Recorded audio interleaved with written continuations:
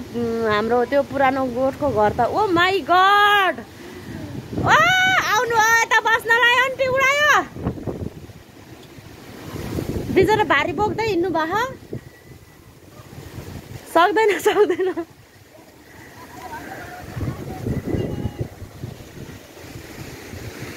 ओहो दिउँसै रात पर्यो अँध्यारो भयो के गर्ने होला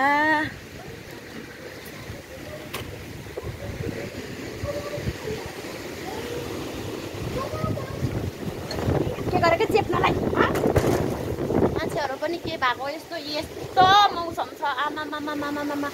के गर्ने हो खै कहाँ गयो जनताहरू त कोही पनि देख्दिन है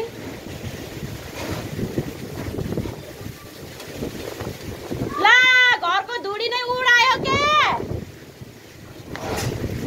उता झर्यो के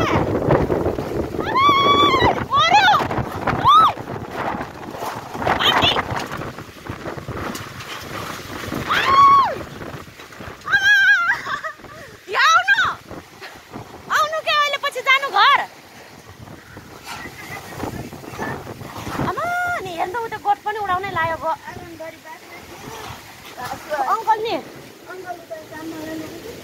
अभी घाँस छोडेर जानु नि त घाँस छोडेर जानु कि अहिले पछि लिन आउनु यही बिसाउनु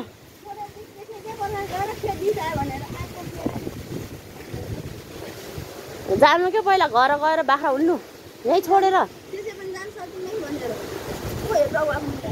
अभी उ यहाँ त घरै उडाइदियो कि उताको झर्यो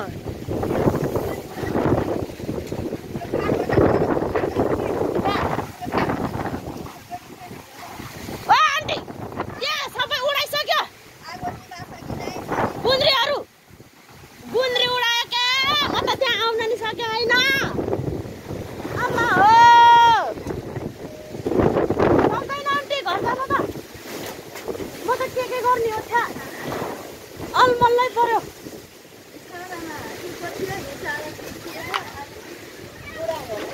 घरै उडायो के मैले भनिरहेको छु त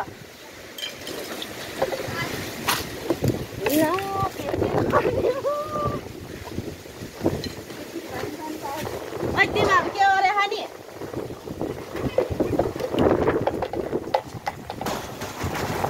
दौडिनु के बरु खेत जानु बाख्रालाई उ गर्न होला नि अरे सक्दैन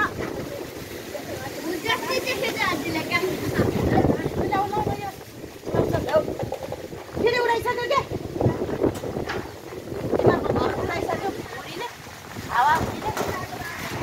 ए भगवान के गर्ने हो यस्तो हावालाई बचाऊ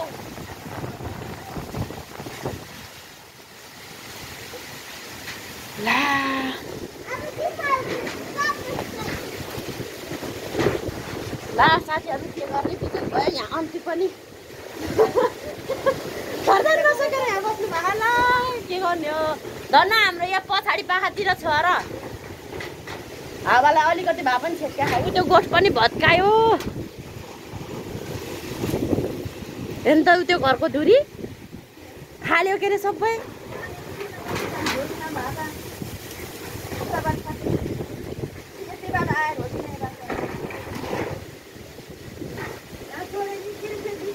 हेर्नु त आकाशको बादल त हिँड्दै बेसरी हुतुतु भा एक्कासी हो त हेर्नु त त्यो गोठको अब त्यो टिन हुर्र उडायो भने कहाँ जाने हो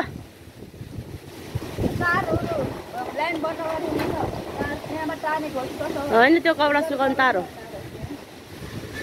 त्यो टिनले हुरहुर्ती पार्नुहुन्छ क्या रक्सी त्यो रक्सी बसालेको के गर्ने हो बिजोग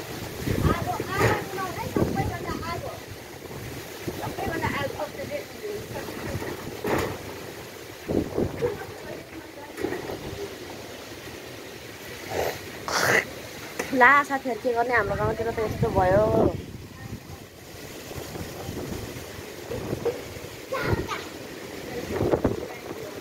खै त हाम्रो मम्मी खै त फेरि त्यहाँ पालाहरू पनि छैन क्या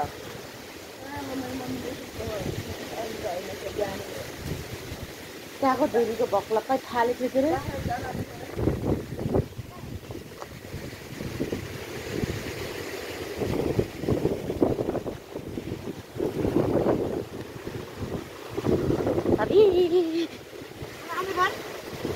त्यही त मैले अघि नै झऱ्यो भने थिएँ है।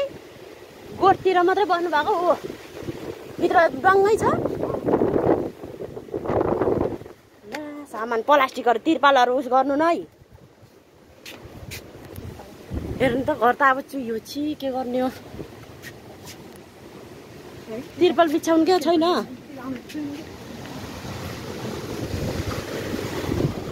ला साथीहरू हाम्रो यहाँ आन्टीहरूको घर त यस्तो बनाइदिएछ।